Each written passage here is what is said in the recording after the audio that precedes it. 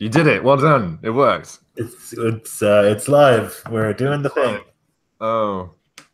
Hello, you viewers of your LDM. It's your host, your LDM, here to talk about things with Rob and also Matt today. That was my introduction, was to wave my hands like this, which I've never done before, but I decided to try it out just now. That has to be the worst. That has to be the worst start to any stream you've ever done, I think. That was pretty bad. I'm not a showman, you know. Dreadful. Oh my goodness. How are we both, gents? Doing good. Yeah, pretty good. Yeah, it's all right, isn't it? Same old, same old. Same old, same old, trudging along. So yeah, welcome everyone to the Dyer's Cast. We have some wonderful questions that have been sent to us from the wonderful community. But first of all, let us all just take a moment to say a huge congratulations to Matt Click for receiving some incredible news. Do you want to talk about that very briefly before we start? Sure. Yeah, very briefly. I was brought on to do some freelance editing work at Wizards of the Coast, working on Dungeons and Dragons. So it's been a long process getting that all finalized and stuff, but I'm really excited to be able to talk about it. And yeah, so my name will be in some D&D books here coming up pretty soon. So I'm excited. Yeah. So it's D&D you're working on. Yes. Yes, I can say definitively it is D&D. Oh my god, that's just incredible, man. I'm very well deserved. You were saying very briefly before the stream started that it took a long time. What was the process? Did you approach them? Did they come to you? What happened? So I actually there was a job posting back in November of last year for a game designer.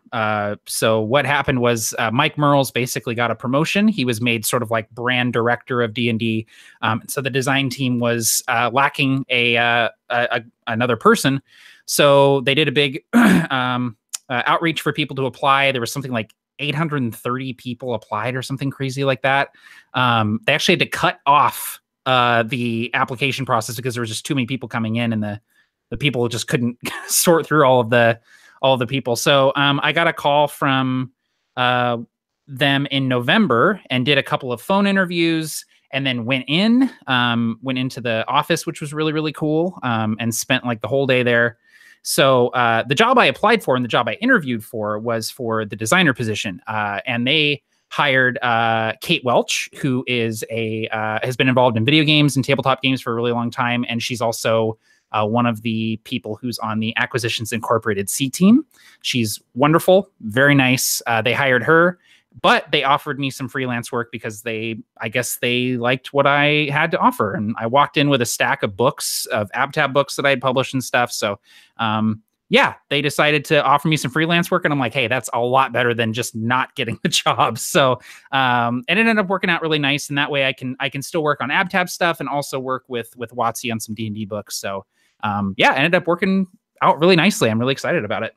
Absolutely, it did. Massive congratulations. And like, I think that's pretty impressive that you can walk through the door of Wizards of the Coast and just slap down a big old pile of the stuff that you've done. Like, well, this is what I'm working on, guys. What have you done recently? Where are your books? Yeah, where have you been? I think probably my favorite part of the day was this is going to sound like I'm just name dropping and being an asshole, but I was talking with Jeremy Crawford and Mike Merle, and oh my kidneys just went. They both like stole copies of Oath of the Frozen King. Like they had them in their hands, and they were walking out of the room, and then they kind of stopped, and Mike Merles was like, "Can I keep this?" And I was like, "Yeah, yes, you can keep it, please." Okay, cool. So they just took copies of Oath of the Frozen King. It was so surreal. That's amazing. It was so awesome. Amazing. All the best to you, man. Like, it couldn't go to someone more deserving, man. Like, absolutely fantastic.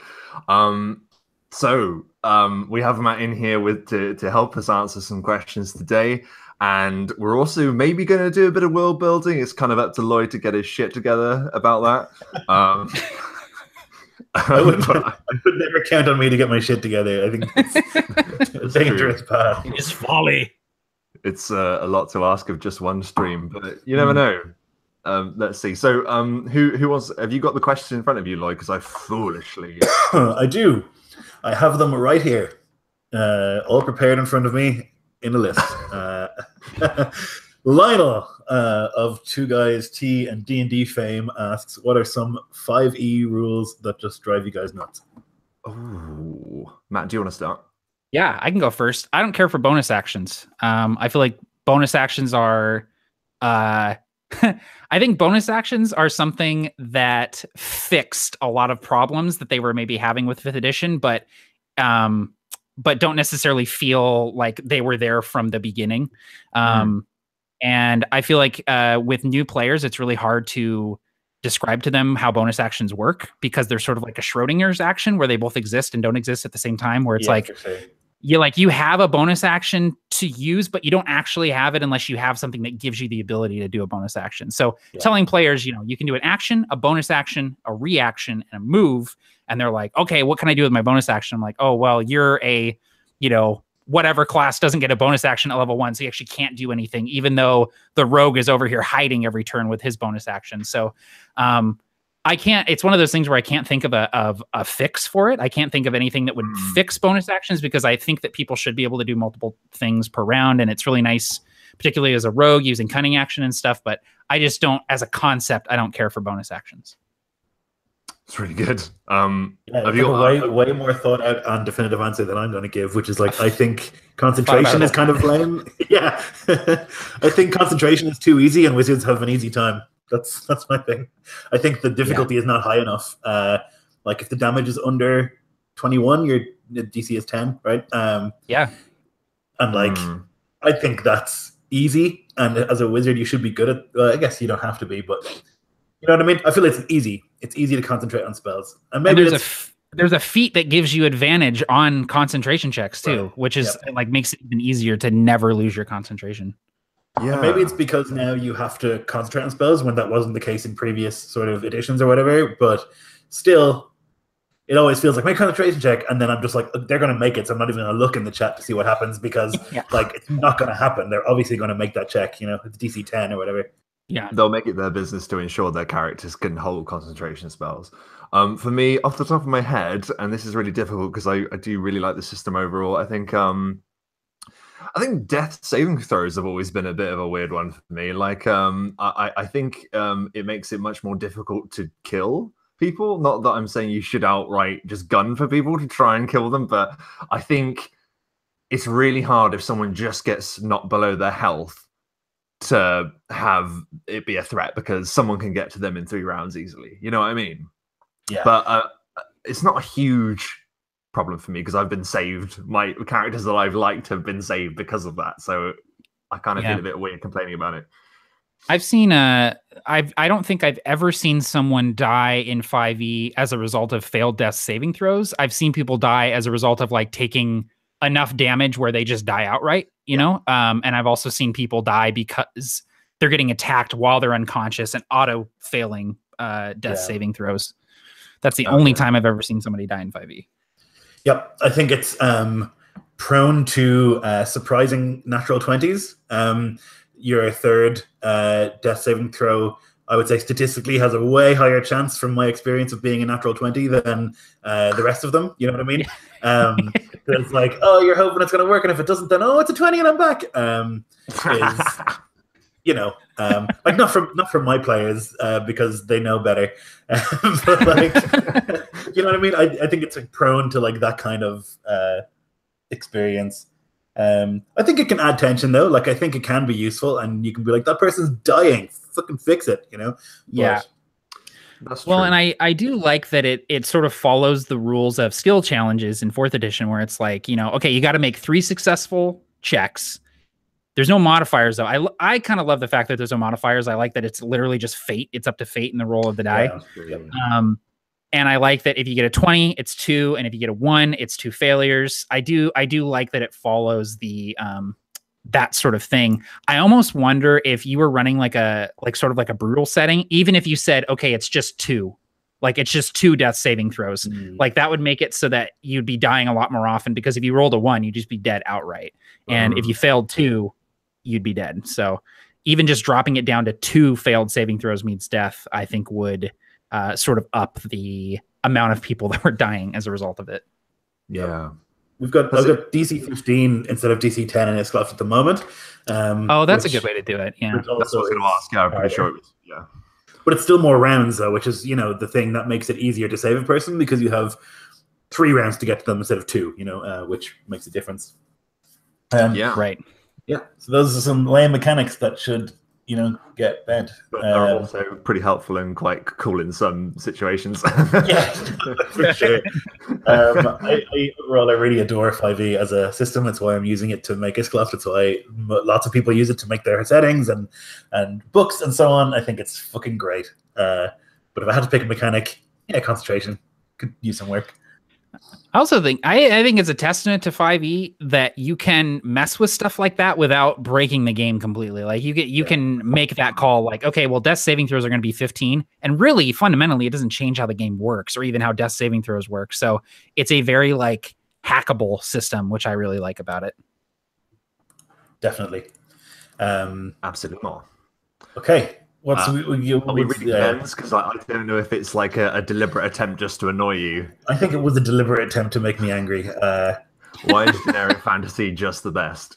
I will say that I don't benefit it. I will say that I don't think there is such a thing as generic fantasy, because when you run your setting, it's no like you put your stamp on it no matter what. Even if you're trying to be like, I'm going to run the most traditional Faerun game or whatever possible, it's still not going to be that, because you're not going to hit all the notes exactly the way that, I don't even think like Merles or like any of those dudes do it either, like I don't think anyone really runs Faerun or really runs Greyhawk or whatever. Everyone has their own thing. So my diplomatic answer is there is no generic setting, and I'm muting myself now. That's a really good answer. I instantly think of Marquise was making a bunch of posts a while ago about a generic fantasy setting that he was making. And he was like, he went out of the gate like, I'm going to make this as generic as possible. Like elves are going to be elves, dwarves are going to be dwarves. And it was like 3 posts in, and all of a sudden the drow were like, I don't even remember, but it was like, it completely went off the rails because you can't help yourself but tinker with stuff. And you're like, okay, I want the elves to be elves, but what if they have black powder or something? You just always want to put a little something different in there. And so I agree. I don't think generic fantasy really even exists. I think that there's always some kind of spin to it. All right. Smashed it. Would you consider using different weapon properties in 5e, a la 3.5 or Pathfinder, instead of having all of the weapons functionally be the same, except with different numbers attached?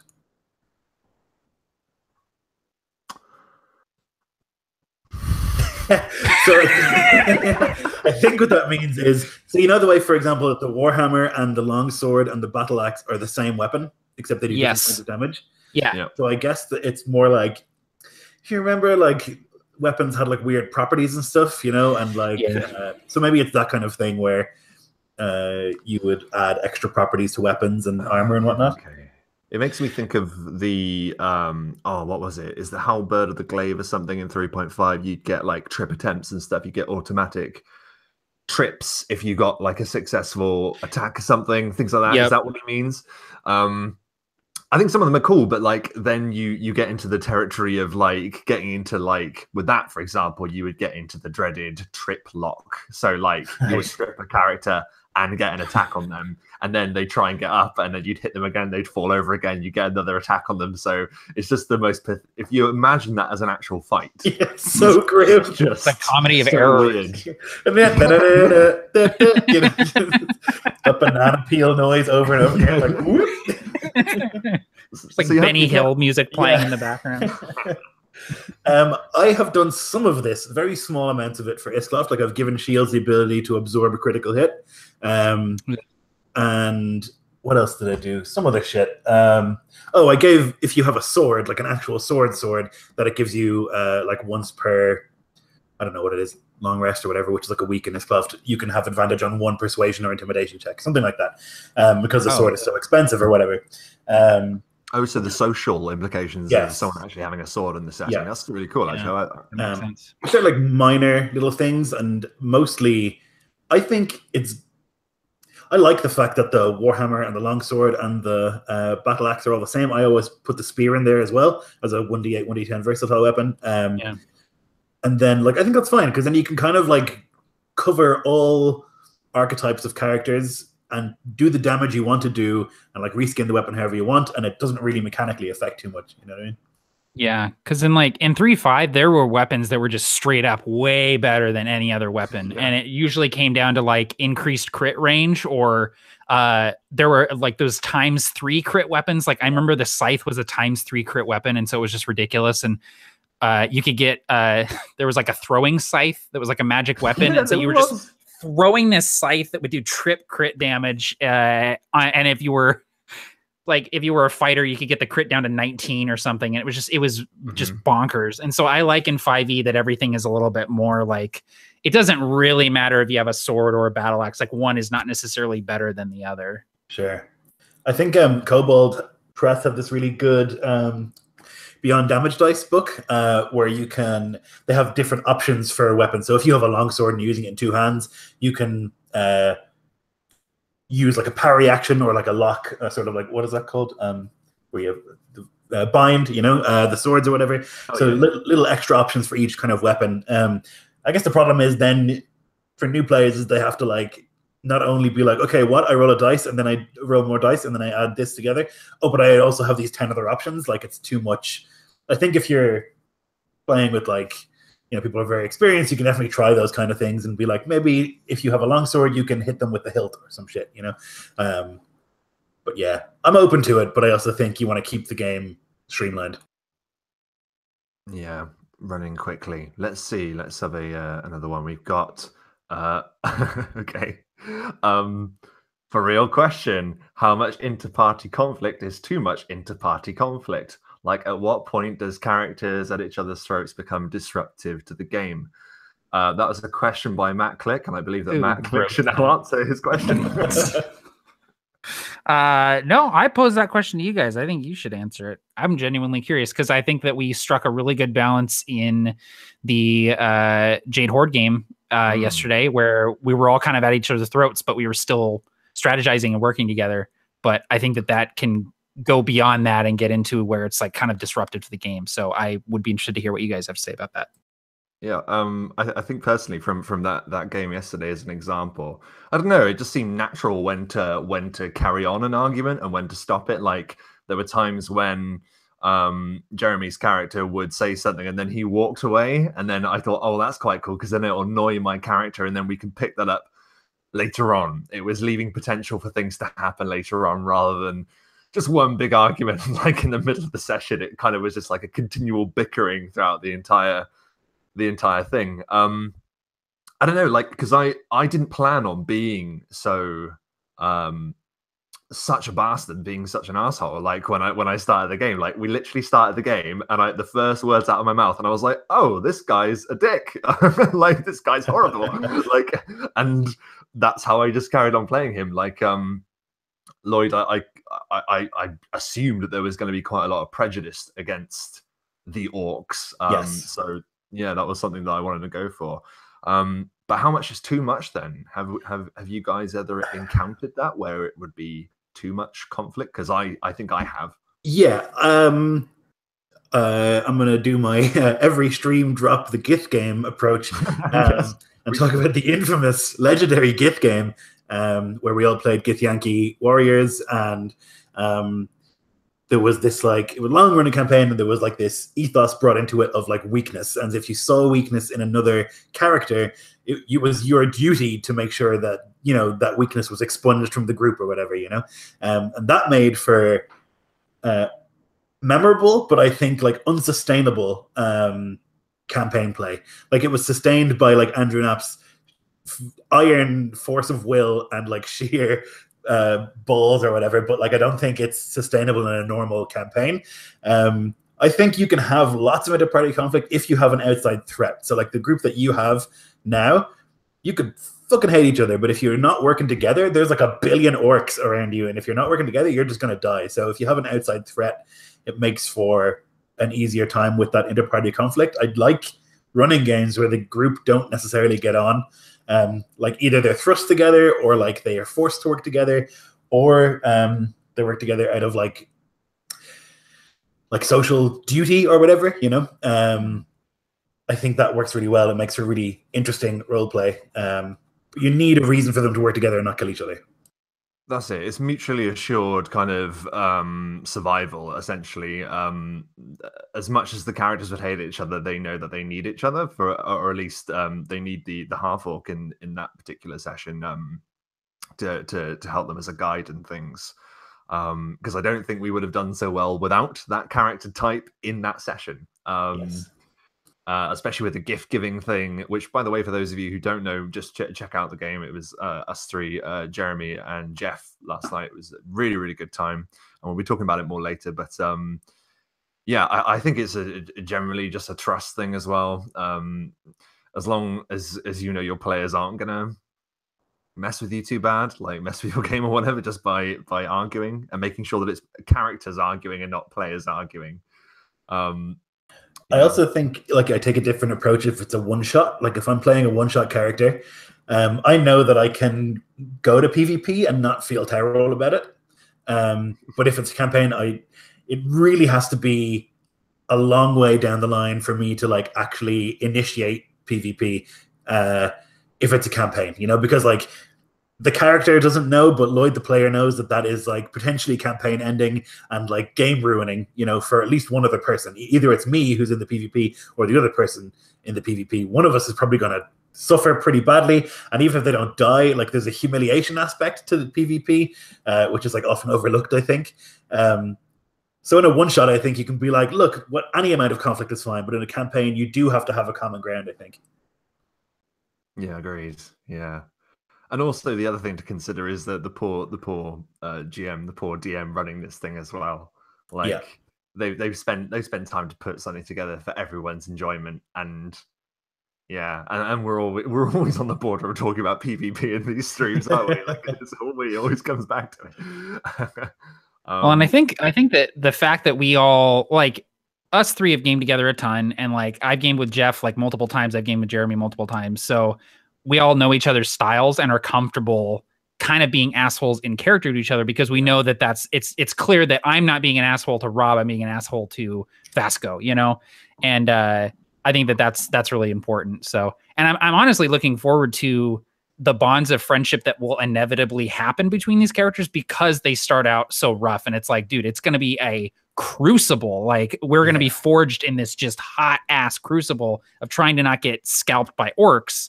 And that's going to create deeper bonds than anything else.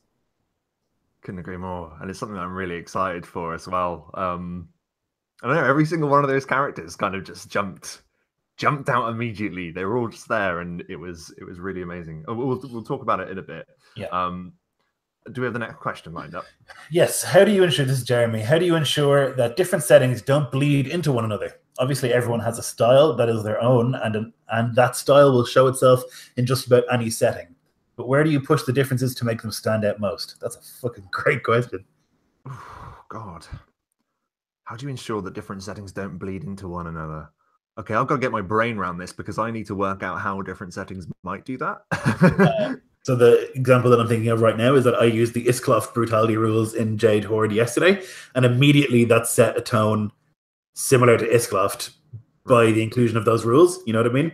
And also, like, my tendency is to use those kind of rules, like punishing, like gritty, realistic rules. And so even though Jade Horde is a high fantasy game, like, is it? You know, like, can it be with my style of GMing? Like, is it possible for it to, you know what I mean? So, like, any setting that I create will have a similar sort of feel, I guess. You know what I mean?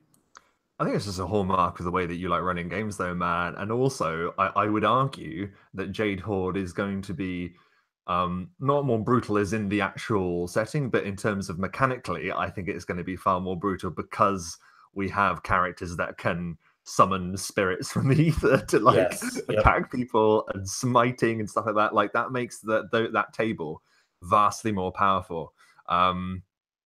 And I love that. I love that we've decided that we're going to have those powers, but it also means that I'm guessing people that we're going to come up against as well are also going to have Oh yeah, things to throw at us. I can't wait to use a spellcaster. This is gonna be so much fun. You can have like scary ass orcs who can like vanish and shit. But It's gonna answer, be amazing. this, and you can both. This will be a question from me because this is something that I find when running encounters. We'll say in D&D and high fantasy and stuff, because obviously the numerous spellcasters and stuff like that. How do you feel about like continually running spellcasters? Because that spells are obviously quite a lot to keep track of, like for enemy NPCs. You've got quite a lot to keep track of already. Like, what is your approach to that when having numerous spellcasters attacking the players? For me, go ahead. Nope, you first. It's a pain in the hull, to be honest. Like, I'm not. I don't play spellcasters almost ever. Most of the games that I play that are one-shots where I make a new character are games that Nico runs, and those are almost always no magic games. And then the campaigns that I don't play spellcaster in any of those, except for Marius, but he's a paladin, and so his spellcasting is I use smite. You know, like, so I don't really have a grasp of how those classes work very well. I don't really, and it's very visible in when I'm trying to design the spellcaster for Isklov that it's taking me so long compared to making any of the martial classes, because I don't know what's effective and what's great and what's good. And so I get this huge analysis paralysis when I have a spellcaster NPC or more than one. I'm just like, fucking hell, because there's ways that you can, if you're crafty, like work spells together and like do all sorts of cool shit with them. But like my brain can't process that. I can think in like terms of like blocks of warriors, but I can't think in terms of like what one person who can like shift gravity to how that changes everything, you know? Yeah, for me, I have the same problem where it's like decision paralysis and like looking at a monster stat block of a monster that can cast spells. It's like there's like 12 spells on there, and I find that keeping track of durations as well as like area of effect for spells like that is really, really difficult for the dungeon master. And the worst part about it is that it's assumed at higher levels that you're going to be dealing damage with spells to high level characters. And so if you're running like a level 10, a level 12, level 15 game, like if you're not slinging spells at the player characters, then they're going to be like walking right over your encounters for the most part, because they're going to be slinging so many spells and so many spell-like abilities. And so what I do is I try and look for spells that are thematic and make sense to the monster, but are also like instant spells. I want spells that do a bunch of damage all at once and then go away and I don't have to worry about them, or that buff everybody up and then I don't have to worry about it. Like I just want spells that work and then I like shove them aside, basically. Yep. And for me, the other thing that I remember too is like spell duration. If something lasts longer than a minute, it lasts the entire combat. It's very rare that you're going to be running a combat that's going to go longer than 5 or 6 rounds at the very most. So if the spell duration is a minute or longer, it just lasts the entire encounter. And I don't worry about like, okay, well, I got 19 rounds left on this, black tentacle spell that I need to keep track of. I'm just going to, every round, I'm going to tick one off. So that has helped me a lot. It's just like picking a couple spells that are really cool, focusing on spells that do stuff instantly, and also not worrying so much about duration if it's a minute or longer. Yeah, absolutely. I think the inherent problem is, and it's when you talk about like jumping into high level play with all the classes, but it's even harder with magic users. You have time when you're playing these classes to like you say, Lloyd, to work out what spells fit with what and how you can make your own little tactics and things like that with spells. You have time to learn those things. But as a DM running the game, you kind of just have to wing it, because if you're not used to it, then you're just gonna, like Matt says, like you want your instant stuff, you want it over and done with, because again, it's another thing that you're just taking over. So it's a challenge, but it's also fun to just have the players be really surprised when something just insane happens because of a magic user or a spell they've never encountered. That can be really fun. Yeah, it's a constant surprise to me because I don't know the spells very well, and so Spirit Guardians, what the fuck is that? You know now, and you're gonna get to know it. Yeah, like, I'm not gonna forget it ever. That was really memorable. I ran an encounter a little while ago for this game with my family, and I had a goblin spellcaster. It was like a goblin shaman, and I just decided before the game that she could cast magic missile and shield, and she could just do it as many times as she wanted. I didn't worry about spell slots. I didn't worry about any other spells other than shield. and magic missile. And so she was firing off magic missile almost every turn. And if anyone ever hit her, she'd bring up shield. And that was the only two things that she could do. And I just didn't worry about like how many times can she do this? How many times can she do that? And the players started strategizing around that. Like, okay, well, she can hit us even if she can't see us. So we just need to get in her face and try to get past the shield. So I just tried to keep it simple, and it worked out for me. So that's the way to do it. Yep. That's really fantastic. Right. I think that was the end of the Facebook questions. So now we're on to the YouTube chat. For those of you watching, thank you very much for joining us here on the Dice Cast. If you want to ask any of us a question, put it into the chat, but please put a question in capital letters at the front of it. It just makes it easier for us to find it in the chat. And the first one is from RDWB. Question: what is the very first thing you do when you build a new world? Do that. Let's see. I made Jade Horde the other day. What did I do? Find art is actually the first thing that I do. I haven't made many, and so like Iscloft has just that started as like, I want to do something with Vikings, and then it's like continued for like 3 years to, you know, move in different directions.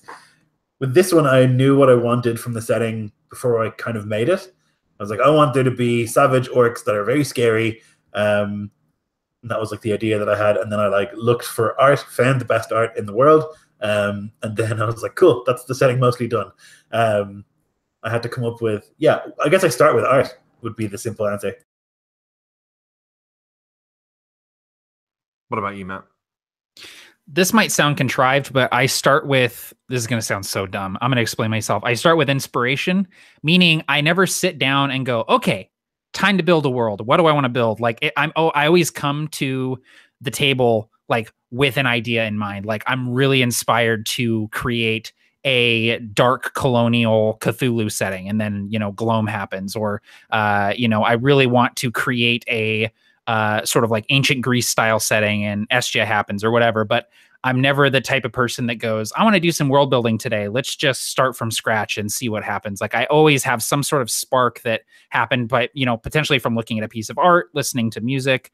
I remember I started making Estia, this Greek setting, after I went and saw that horrible Hercules movie that Dwayne "The Rock" Johnson was in, just because I was like, that movie was really dumb, but it was also a lot of fun because it was basically a D&D movie. Every character had like an archetypical sort of role in the D&D party. I was like, I want to play that as a D&D game. And so that's how sort of Estia was born. So I always start with that spark of inspiration and just sort of go from there. I mean, I don't think that's contrived at all. I think what you've done there is quite eloquently described the creative process. I mean, like you quite rightly say, you don't sit down and say, I'm going to do this today. You have an idea, you get something, they go, oh, this would be pretty cool. And it just happens that we're on a hobby where we are constantly thinking of things to put into worlds or to make new worlds and stuff. So I think that's exactly it. I'm exactly the same. With Lore Keepers, I just thought, well, I've thought of this meta idea. What if the very first thought I had for Lore Keepers was, what if the heroes were aware that if they completed or went on certain missions or fulfilled certain quests, or if legends started happening around them, they were actually aware that they were getting better and there was some kind of power sort of forming within them. And that was the first step, essentially.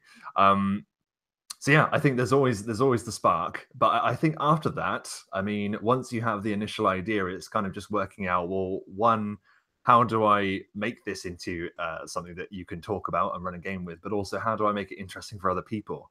Because it's all very well that you're already all in for the running of the game. It's now sort of pitching it to people and seeing what other people can bring to the table as well. You can only go so far. So yeah, I mean, that's it. I just try and think what will interest the people that will be in the game as well, and hopefully it'll align with what I like to. So yeah. Yeah, there's like talk about starting small and or starting big or whatever. I don't think there's no like good answer for that. It's like whichever one you think is more useful. You know, it's like not a helpful answer. It's like, I think geographically that makes sense. I think geographically, when you're coming up with the physical world, I think that makes sense. Like you coming up with a village and then stretching out, whatever. But I think the idea of the world and the idea of the campaign you want to do doesn't start there at all. I think it's I don't know, it's really weird. It's a weird one, isn't it? Yeah, well, and every world I build, I start at a different spot or in a different place, or the creation process is different. It might be that I come up with just the basic tenets of the world and start running games in it, and I start sort of learning about it that way. Or it might be something that I spend a month or two, writing about and thinking about before I ever, roll dice in that world. But I think that it's just the most important thing is like starting with something that is interesting to you. So if you're building a world, but the thing that interests you about the world is like the way the Mages Guild works in this world, then like build the Mages Guild and then build the rest of the world around that. And the world will be more interesting for it because you've started like the middle of your wheel is a cool thing. And then the spokes come out from that. And those are, inspired by the middle of it. Absolutely. 100%. Let's see. Next question. Jeff Doty says, for party members, how much religion is too much? It's easy to be a zealot that never compromises. How do you balance your character's beliefs without becoming a jerk or making a jerk out of the character? So how do you balance being like a highly religious person without coming across as an asshole? We need to be careful with this question, I think. I don't think you can. I think if you're a zealot, you're an asshole. And I think that is like implicit in the kind of character that is a zealot. You have certainty, like unbelievable certainty that you are right in every instance. Like that's what a zealot's about. Proof too, invariably, you generally have a lot more proof in fantasy settings that there is something out there because you're being given power by something, But even if you don't have proof, like you don't need it to be sure because it's about faith, right? And it's about belief or whatever. So like that character is certain that they're right or that their actions are correct or that they know the correct moral choice. Which is like overbearing, but it's my favorite thing to play. I always play religious lunatics when I can, because I am not one, and that's what I try and do. I'm also like not very good at fighting, which is why I always play big burly dudes. So like I think embrace the superiority, the holier than thou sort of thing that comes with being a zealot or a religious character. You could be a religious character and not be a zealot, but I think if you're a cleric, it just makes absolute sense that you would be a zealot, like that you would be so fucking sure. Because you literally have a direct line to God and he gives you magical powers, So I don't know how you could not be. What do you think, Matt? I think that you can, I think that it is difficult to play a sort of zealous character and not be a bit of an asshole, but I also think that it's possible if, depending on the particular deity that you follow, it might be one of those things where like, hey man, like proselytizing and like trying to convert people and talking about my God constantly is not really my God's deal. Like it doesn't really matter to me whether you believe or follow in my God. Like I know that this deity exists and I'm wielding its power. And like, it's kind of your deal if you don't want to, if you don't want to get on board, that's fine. So you can kind of have that outlook to it. But at the same time, I think it is a more interesting character if you play up sort of the flaws of that sort of line of thinking, because then you have a lot of potential growth for the character where it's like, you sort of start realizing like, hey, maybe my deity is not all that in a bag of chips. And maybe there are some concessions that could be made. And like I see in Jeff's character in the Jade Horde, I see a lot of like growth potential in his character of like how the orcs revere their deities versus how he reveres the father, and like seeing the similarities there where it's like, dude, like they destroyed your church and then you walk up and you destroy their church. And it's like, you do see how that there's no difference there. Like you're doing the same exact thing and you're revering your gods in the exact same way. And so I think that there will be some interesting like growth from that character. And I think it's because he started out as sort of a bit of a zealot. Absolutely. And I think just to continue on that point as well, I think it's one side you as that kind of character, you are one side of the argument, so naturally there's always going to be the opposite side of the argument, like you just said, Matt, with the orcs as well, and that is only ever going to bring up dramatic conflict and interesting discussions and dilemmas that are going to crop up in your game. So I think the more enforced one side of the argument is, weirdly the more you're enforcing the other side of the argument too, and how that becomes relevant in the game.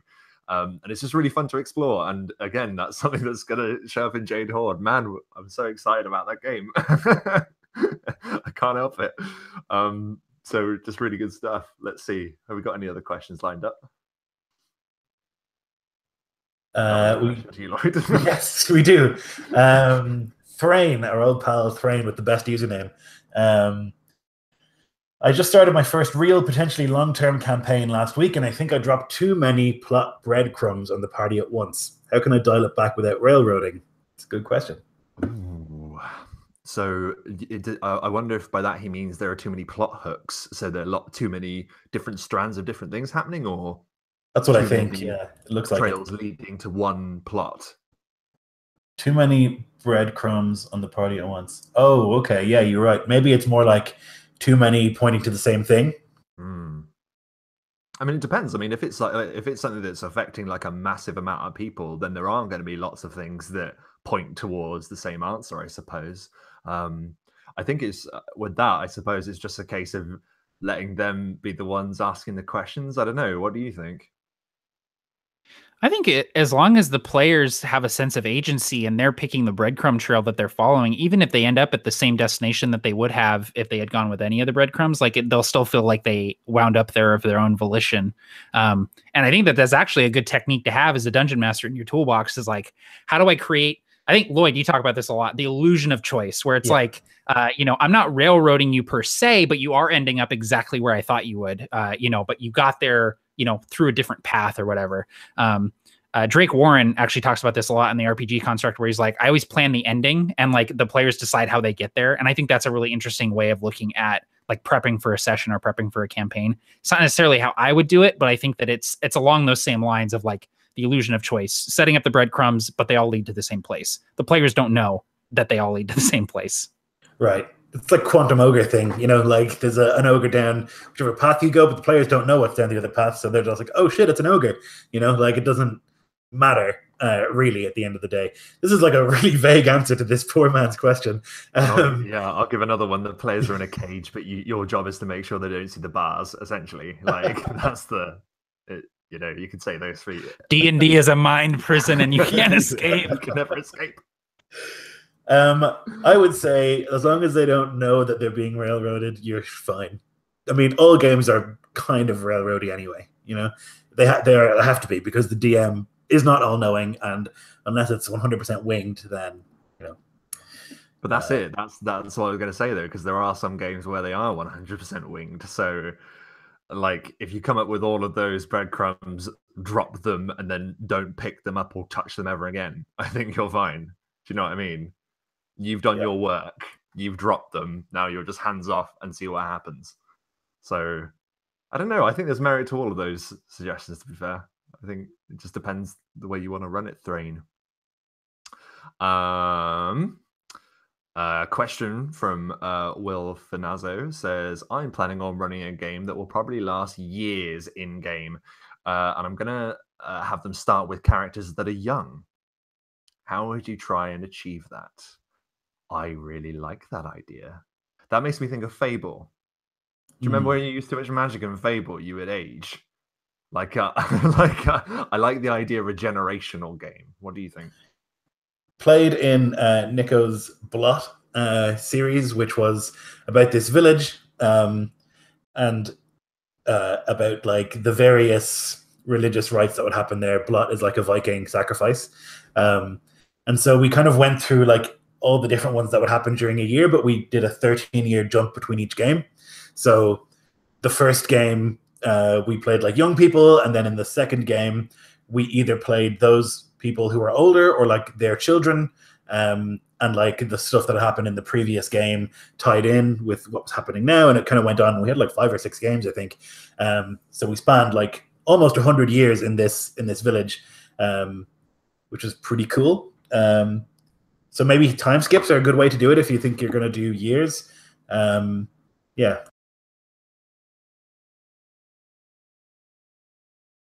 Any thoughts on that, Matt? Yeah, it's always something I've been toying around with, and I've never really done. But yeah, I think time skips are the way to do it, because you cut out on a lot of the stuff that isn't pertinent to the story, or the stuff that doesn't necessarily matter, and you hit on like the big events and the big moments in your characters' lives. So yeah, I think time skips between sessions is definitely the way to do it. And campaigns too. I mean, if you look at Provokers, like I think that's a really good example of the generation jump. And it's nice because then you have all of those things that you remember from a previous session or a previous campaign, a particular weapon or a particular action that took place, and then the next characters have to make up for the crimes or the heroic deeds of the players from beforehand. So I think that's a pretty cool thing to explore. Like some of the most satisfying things about making Iscloft so far have been like including magical items that were just like belonging to players. So like the prow of the ship of like my first character in Iscloft and like stuff like that, that like becomes so satisfying down the road, you know? And if your character can pick up, you know, the sword that your first character used 300 years ago in the setting, it's just, ooh, it tickles your lizard brain, you know? It's good. Okay. I lost the chat. I'm trying to find it. Okay, next question is how do you handle a party that splits up over multiple sessions? With with care. This is what I mean. I'm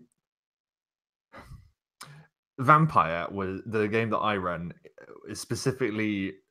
I've specifically told you a few times you can just sort of go wherever you want, and you don't necessarily have to do that together.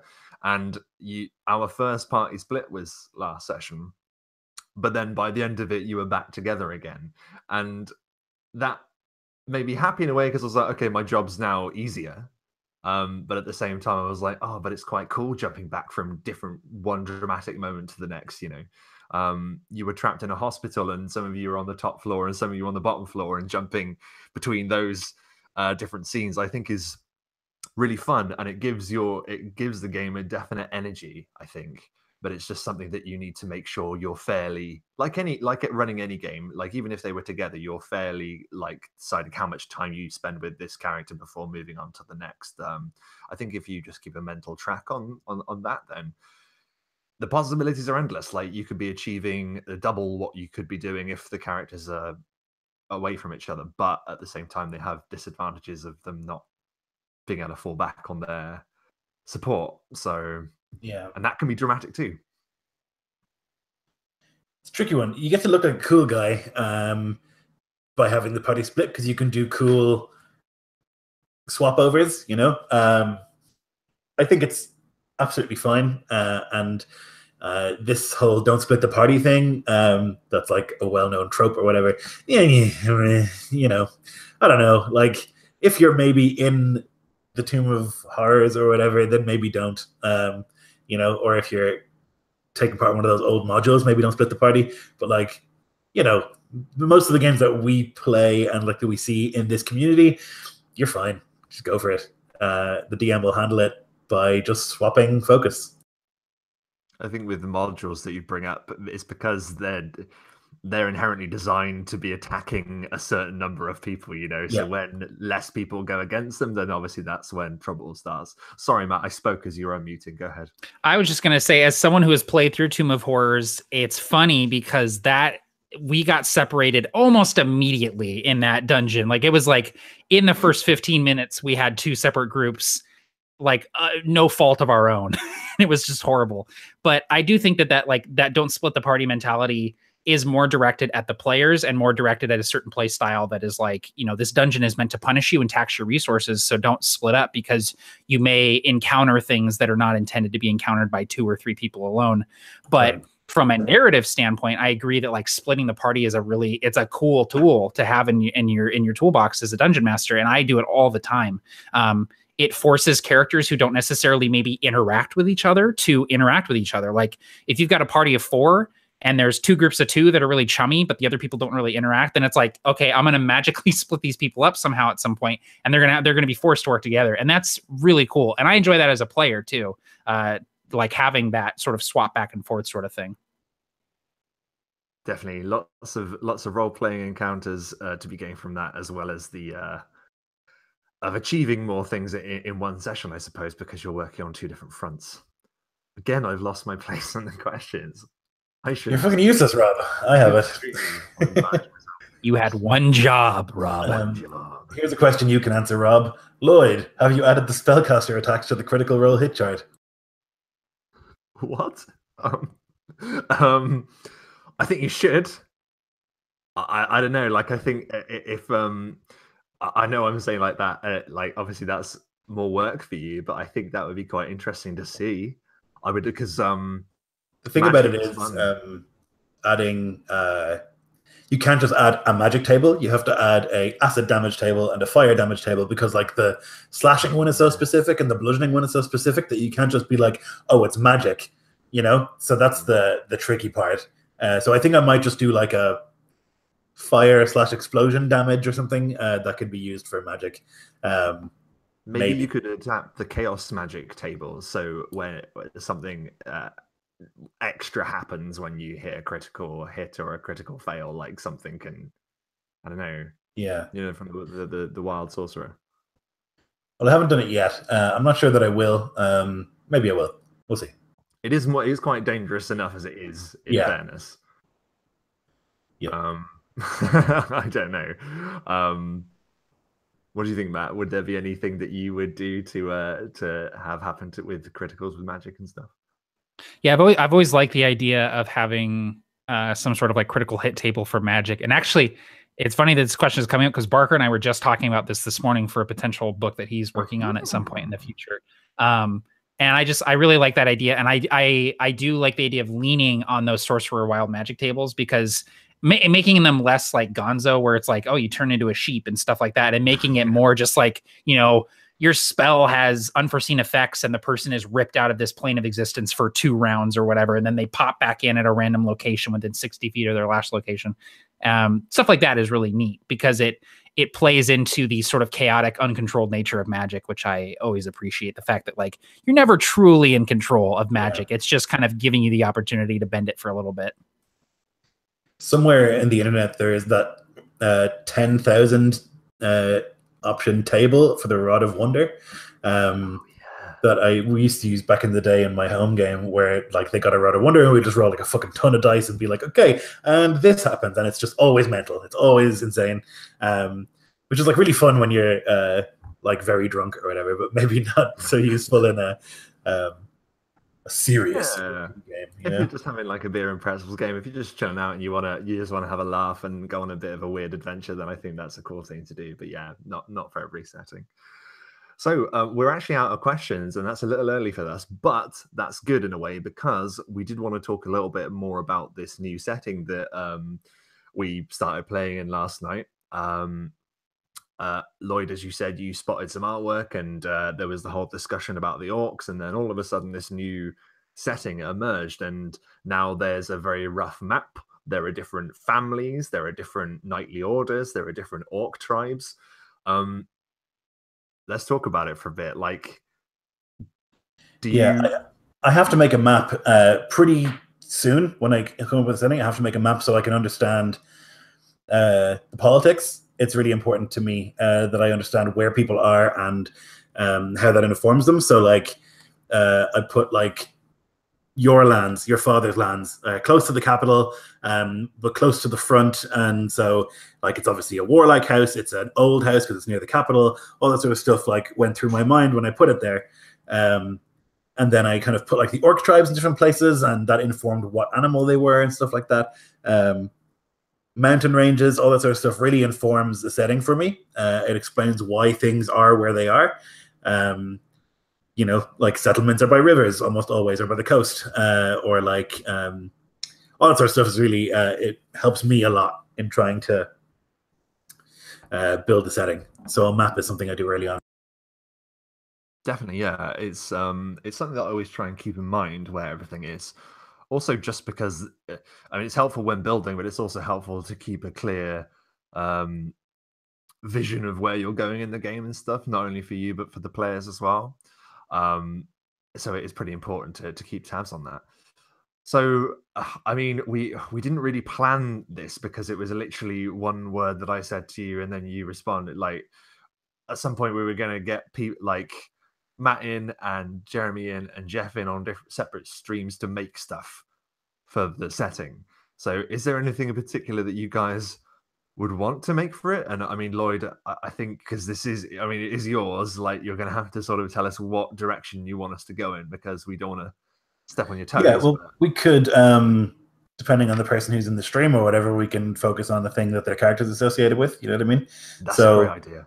If we have Balthazar here, we can talk about orc magic or like smoke mirror and like the more profane orc magic, or we could talk about stuff to do with Vasco, like knightly orders and the nobility and stuff like that. Either one, I guess. I think if we have Matt here, so we should focus on Balthazar, I think, and his stuff. If you're okay with that, Matt, and if you're up for making some stuff for him and what his deal is. Definitely, yeah. It's like it's fresh in my mind since we just played yesterday, so I'm good with that for sure. Perfect. So remind us first of all just mechanically what he is. So Balthazar is a warlock with the Hexblade subclass. So what that means is, a warlock chooses a patron from which they derive their arcane magic. So, a wizard gets their magic from studying, a sorcerer gets their magic from, within or some sort of heritage. A warlock gets their magic by making a deal with something, which I think is really cool and has a lot of cool roleplay potential. So the warlock is like one of my favorite classes in 5e. So the Hexblade warlock, rather than getting their magic from like a fiendish source or a fey source or something like that, they get it from the Shadowfell or the Shadow Plane. And so and their whole deal is like they're able to create shadow weapons. They're a much more like martially focused warlock subclass. They get medium armor proficiency and martial weapon proficiency like fairly early on, which is really powerful for a warlock because then they're able to cast in medium armor and wield martial weapons. And if you take the Blade Pact option, then you can you increase the number of weapons that you can summon using your Blade Pack thing. And so you're never unarmed. You always have a battle axe or a longsword or whatever you need in your hand, which is really great. So Balthazar is a Hexblade Warlock 5th level with Blade Pact. And he's incredibly dangerous from what I gather from seeing the stuff that he could do. Oh man, it was so cool. So what do we make? So Balthazar was killed by the Aztec orcs, I think. Yeah. Because he his patron is one of their deities, not the ones that you're dealing with now. So there's, if you guys have seen the map, whatever, there's this mountain range that runs down the middle, conveniently splitting the orcs in two sides. So there's the plains orcs, which are like my steppe people, Mongolian, like Hunnic, whatever, sort of nomadic, but also like plains Native Americans, all that sort of stuff, smashed into one. That's one side, and they have sort of like ancestor worship and spirit worship and sort of shamanic stuff. Then the other side, there's the kind of deep jungles, and that's where the Tecuani live, the orcs who are Aztec in their society and all the rest. So I think that Balthazar must have been there. I think that's the bit that they go to for money. That the society goes to for money, because I feel like those orcs have lots of gold and don't really value it the way that people do, like what really happened. So I feel like they have tons of gold and wealth and jade and all that sort of stuff that the nation finds very valuable and very attractive, and so there would be frequent like expeditions into that part of the world. So then we just can think about a pantheon, I guess, like who's involved. When Matt messaged me, I was like, I'm just straight up ripping the Aztec pantheon, which I know almost nothing about. Go from there. Yeah, and I think the general idea is that he was killed by orcs, but he was also resurrected by orcs, and which is seen as not only did you not allow yourself to die an honorable death, which is, sort of looked down upon, I imagine, in this society, but you were also resurrected by orcs using heretical magic and drawing upon the power of gods that are not our own. And so he's just a complete outcast. Like he may as well be an orc at this point. It's almost like it's almost worse than being an orc because he's sort of looked down upon as an orc-like creature, but it's not like he can go live with the orcs and have, you know, a family out there. He's just completely on his own. And I like the idea that tying it into his hexblade thing, you know, tied to the shadow. I looked up, you know, what sort of Aztec deities are tied to the idea of shadow or night and that kind of stuff. And I found this, I'm going to butcher this name. It's Tezcatlipoca, also known as the Smoking Mirror, who is the god of the night sky, obsidian, jaguars, stuff like that.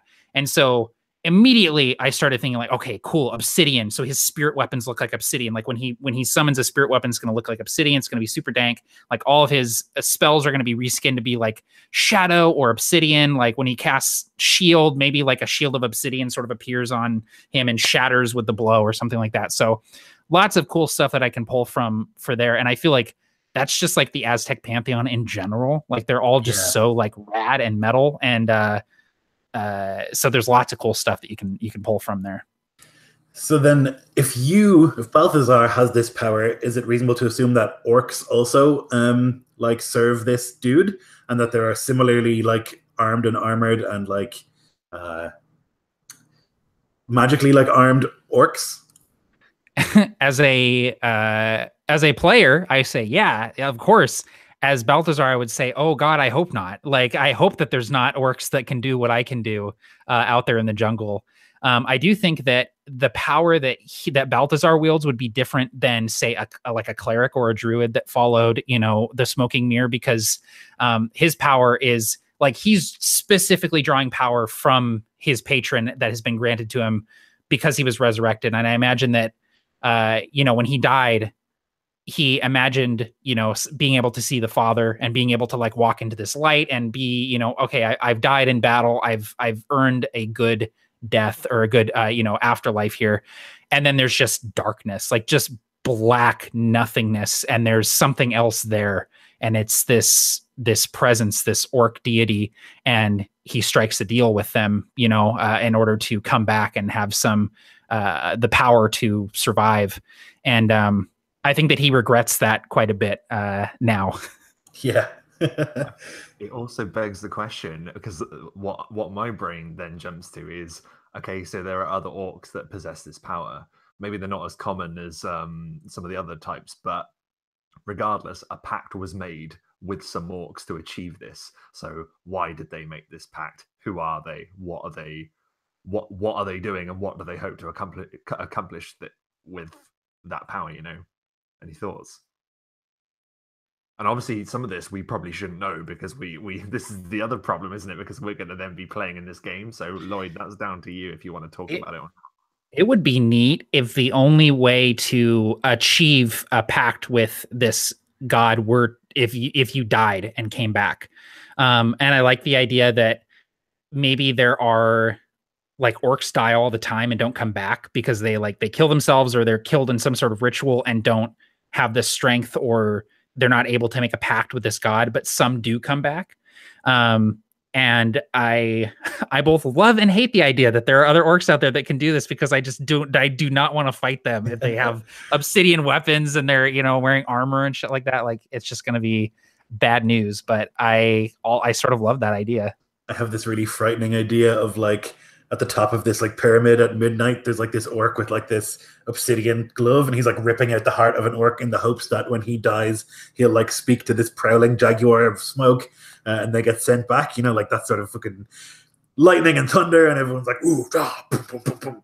Like scary ass orc shit. That would be very interesting. I would like they're the orcs that the other orcs are scared of. Yeah, for sure. I'd like to say thematically as well, there is nothing more opposite to the proud line of light than the panther in the dark, you know. Like I just think that's so friggin' cool, man.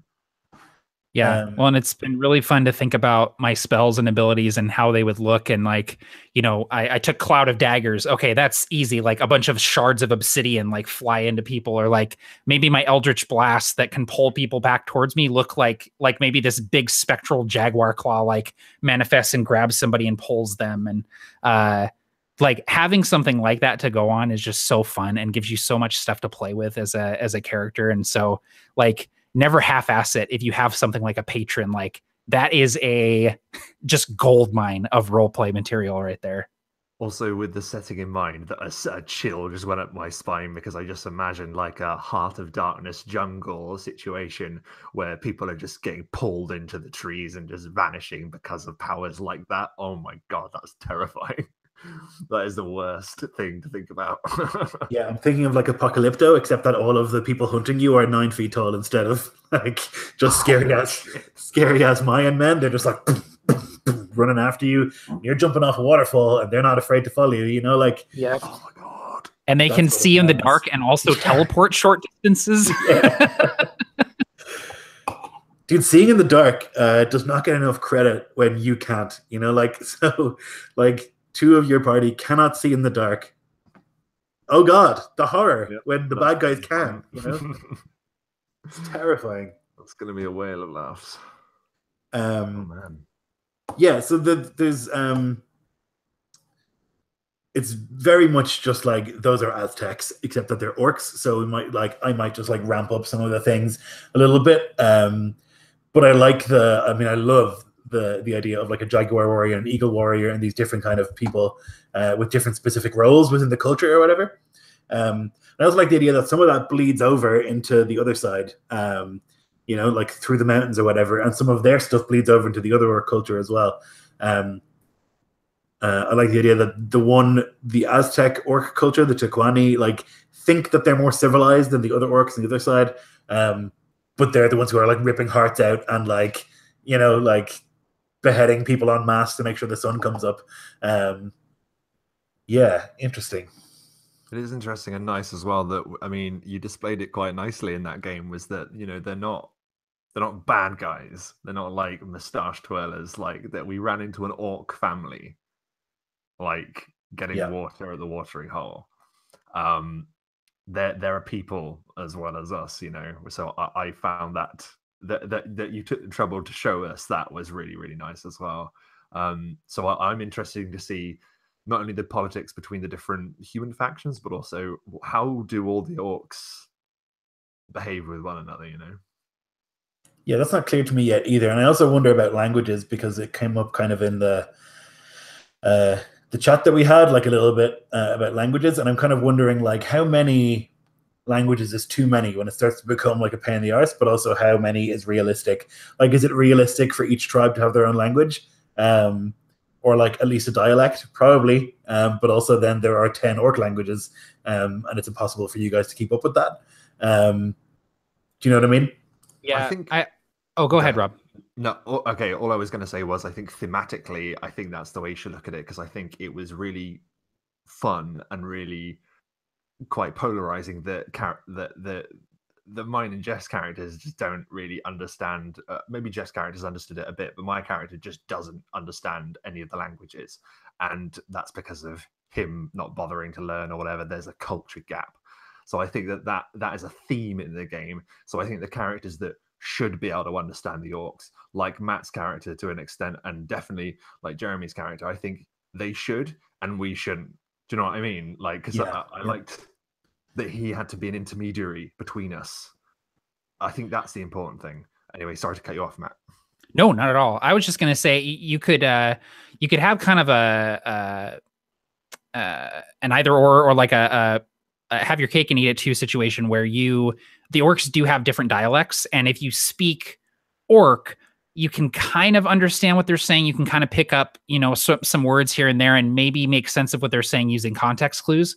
But what you could do is, like, if you speak orc and you're interacting with a tribe who speaks a dialect that you're not familiar with, like, make an intelligence roll, like just straight up, like see if you can make sense of it and see if you can, you know, if you know the right words to say and the right customs, because language, again, is not just like the words that you're saying, but like how you're saying them, how you're presenting yourself. Like, do you make eye contact or not? Like, how are you holding your body? Is it an aggressive stance, a passive stance? Those sorts of things are all really important in dealing with especially tribal cultures. So I imagine that like some sort of role would be needed, even if you speak orc. It might not be a dialect or a culture that you are familiar with. Yeah, that could be really interesting too, when like an example would be like you guys are trying to be peaceful with a tribe. I mean, God knows why that would happen, but let's suggest that you decided to do that. And you've like set up this meeting or whatever, and then, you know, someone steps the wrong way or like makes the wrong facial gesture or something like that, that in their culture is like very aggressive, or the translation doesn't come across quite right. It can lead to like huge misunderstandings and potentially violence from nothing, which is, yeah, kind of interesting, kind of rad. Yeah, well, like in the session yesterday, like I rolled really well on my persuasion check or whatever when I'm, you know, presenting my GIF, and I do everything the right way, and I step back and then I kind of lean over and whisper something to Rob's character, and the orcs are like, "Who's this asshole back here like talking while we're trying to do this gift exchange?" And it was like that was on me, and that was a bad move, and that could have potentially been a bad thing if they were more offended than they were. If I caught these orcs in a bad mood, we may have been in a fight. Yep. Yeah. Amazing. Yeah. It's just so visceral. Like I don't know. I just don't know what happened. I've been trying to work it out all day. Like what happened with that game? Like from. I think the charm of the game as well was that you weren't like, we could make stuff up and it would stick because it wasn't as fleshed out, but it still felt fleshed out, and I don't know why.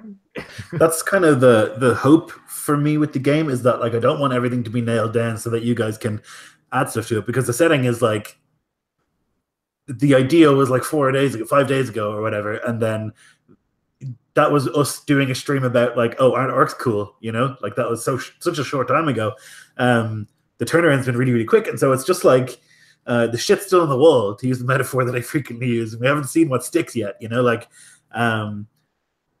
what is sticking is like this art style, which I think is gorgeous, and like the idea of like tribes and stuff, and the difference, you know, between like a sort of late medieval, early Renaissance culture and those sort of like almost Stone Age in terms of technology, sort of like tribal cultures, and the difference between those two. I think it's going to be really interesting.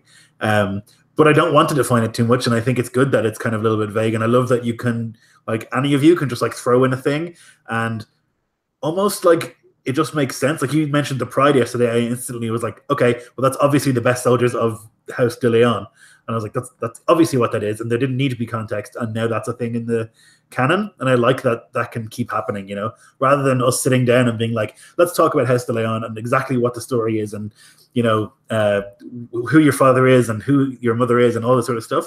It's nice to just kind of feel it out.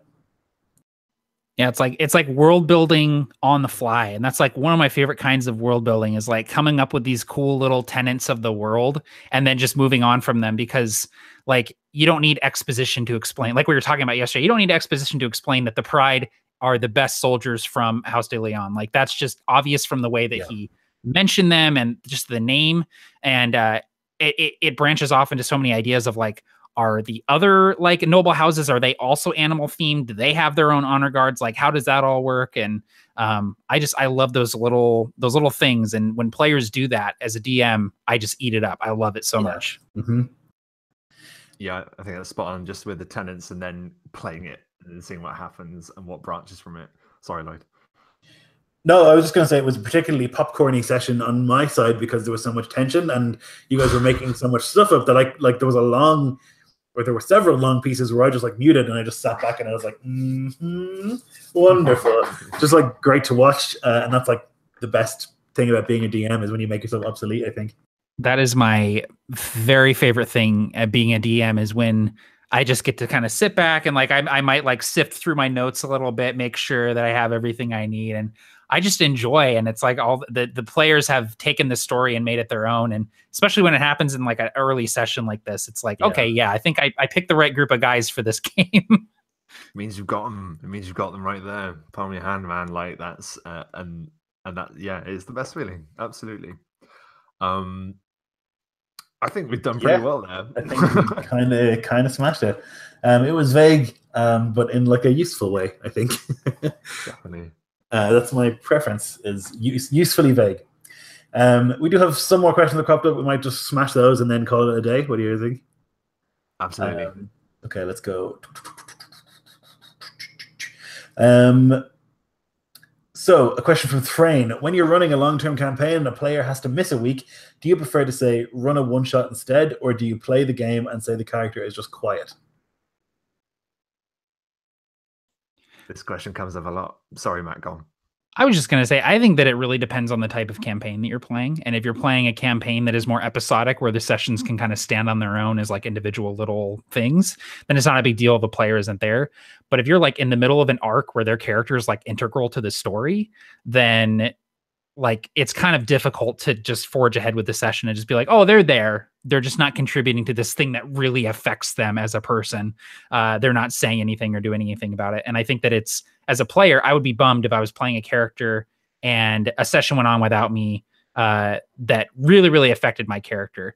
I think that would be, I'd be kind of bummed about that. And we always just go back, and this we've talked about this before, but just to let you know, Matt, there was a game of Against the Shadow. I know exactly what we were going to talk about. Yep. Kai's lost his eye when he come back.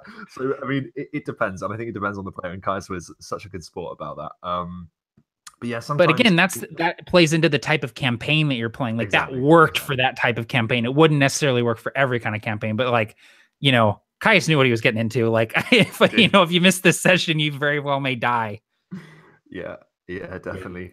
It depends on the tone, I guess, big time. But we have talked about this pretty extensively in previous episodes of the Dias Cast, which you can find on either my channel or Rob's channel. We should probably make a playlist of all of them in one place. I'll do that. Not it. I'll do it sometime. Okay, let's smash the next one. Question, following my previous one, if using pre-made worlds, how protective are you over the established lore? For example, in Lloyd's Rise of the House game, killed me in first session, sorry Rob, other Rob, the lore was rigid. Does that make sense? I'm just reading it again, sorry, bear with me. Following my... If using pre-made... You're supposed to cover me, Lloyd, whilst I read the question again. Yeah, so for me, that game was set in Faerun in Menza Baranzan, and that was like, I was like, this is literally Menza Baranzan, and all the things that exist in Menza Baranzan exist in this game, and that's exactly how this game will be. I was like, if you're going to do Drow, then I'll do them exactly as they are. I think they're fucking rad. They're like my favorite thing about Faerun. Them and Red Wizards. So I figured, like, I'm just going to stick with it. And so there was a couple of kind of player suggestions, like, oh, can we do this or can we do this? I'm like, I don't really think so. It doesn't really make sense for the culture or whatever. And usually I wouldn't really put those blocks in the way, but I was like, nah, you're a drow in Menza Baranzan, you're going to act like one. And that's like the only example I have of using it in that way. Mostly when it comes to running established settings, I'm like, do whatever you want. It's all made up.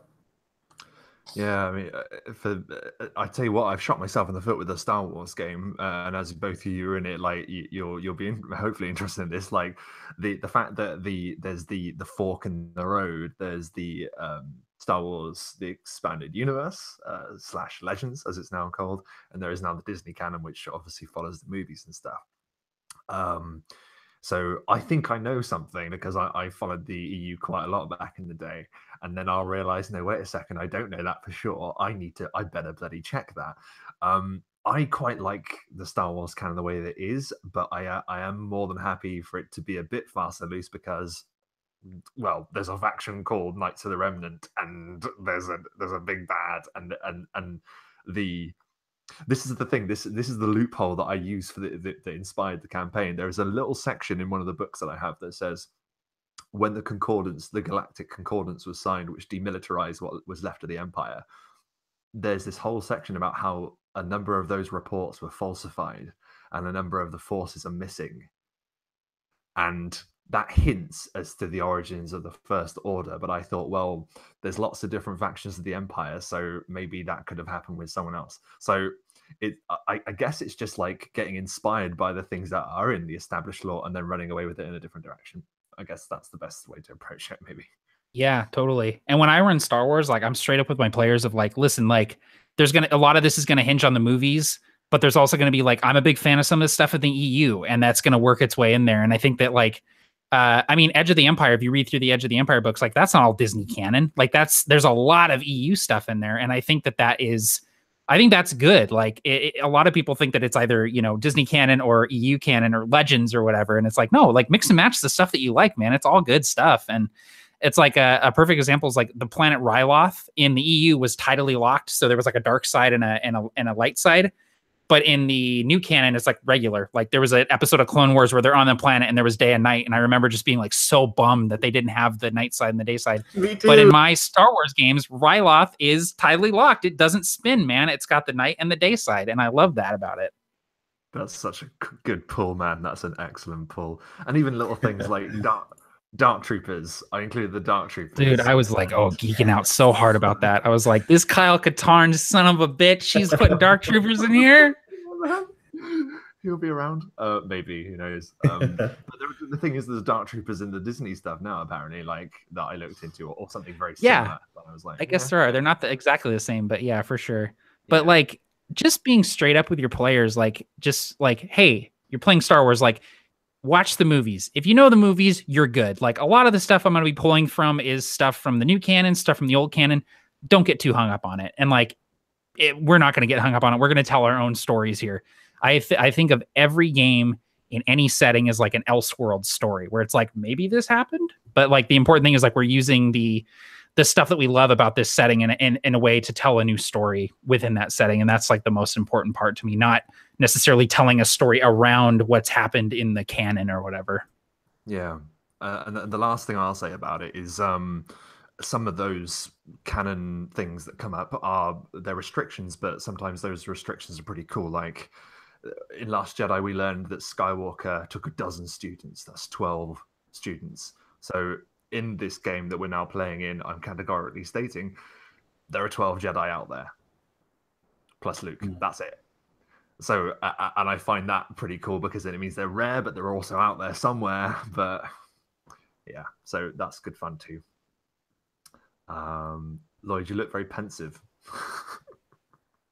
Yeah, I'm just thinking about Against the Shadow and stuff and like that long campaign I've run and like the setting and whatnot. And I think like if you're going to run a established setting, you have to just change it up, or you might as well just say, okay, just go watch those films because that's what we're going to play, or like just go read that book. Like you kind of have to piss and break it.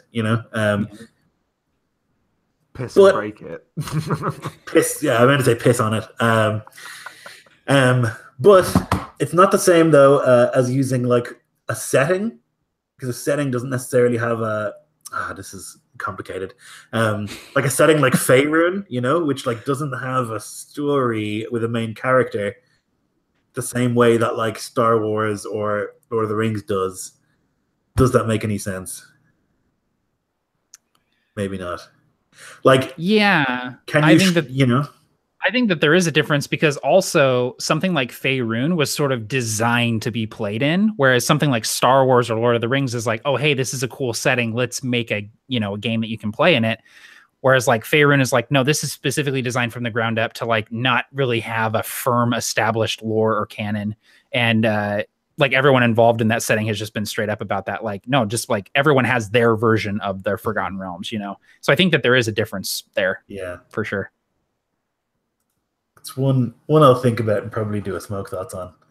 I was the reason why I was laughing is because when Rob said you look very pensive and you were like, I'm just sitting over here thinking about, I thought you were going to say Dark Troopers. Like you were just like, I'm just thinking about Dark Troopers and how rad they are. I don't know. They're just fucking great. They are great. Okay, next. When is it okay to tell the players what their character is thinking / feeling? And when is it overstepping? We've talked about this many times. Rob? When is it okay to tell the players what their character is thinking, feeling? Sometimes I do it because sometimes you can't control like how you feel. If something lurches out of the darkness and you weren't prepared, I feel okay as a GM to say your stomach lurches as you see some foul creature from the abyss stalking out at you, like just a throwaway line. But if you're saying like your mind goes back and you think of, and then you start telling them exactly, then that's a bit too much. So I don't know. I do it sometimes to like encourage or remind players of certain things. Like yesterday, in Jade Horde, I did it a couple of times to Jeremy because the setting is so new that I was like, oh, and that's like something you might not enjoy, or like I did it with Jess' character, like, oh, that church has been like destroyed, and like was like, what does Diego think about that? You know, like just so you can maybe like alley-oop somebody, or just be like, listen, this is something your character should be like thinking strongly about. You know what I mean? It's a really easy way to kind of clue your players in without saying like, hey, I put this in here for you. Like this is a thing for your character. And I think that it's okay to sort of prod them into, hey, this might be something that would affect your character, because honestly, sometimes you don't think about it. And sometimes you kind of forget the context around things, and you don't necessarily think like, oh shit, my character would react to this pretty strongly, actually. Yeah, and like you said, Lloyd, I mean, this was a brand new game, so I think it's okay to definitely give players a prod in the ribs, and that's more you kind of checking, kind of like, look, this is something that's established. This is something that I want you to think about. This is something I want you to react to. I don't think there's any problem in that whatsoever, man. Especially when it's so new and unexplored. I think that's all of it. I think. There are questions on Facebook that we haven't done. If we want to do 3 more questions, we're approaching critical mass in terms of this stream. I think it's been a long one. Let's pick one. Yeah, go for it. Okay, I will find it. Okay. Okay, then I'll pick one because I have it open. Okay. Blah, blah, blah, blah, blah, blah, blah, blah. This for a campaign, do you like a complete expansive background that may help build your world and that you can pick ideas from, or do you like a simple but well thought out background, one that offers plot hooks but leaves it up to the GM to fill in the places and names?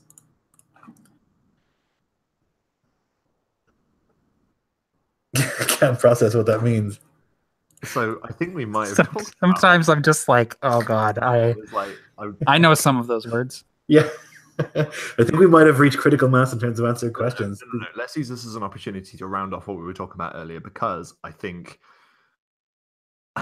it goes back to what we were saying about about what Matt was saying, the tenants, and like what you say as well, often, Lloyd, about having the pillars in place and then it being very, very broad and vague, so you allow the players to add things like the pride, like the orc magic and stuff, and like the orc dialects and stuff.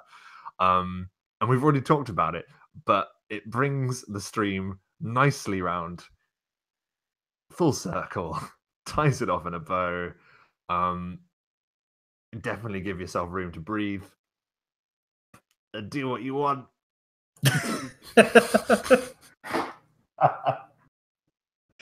It's all falling apart. Oh god.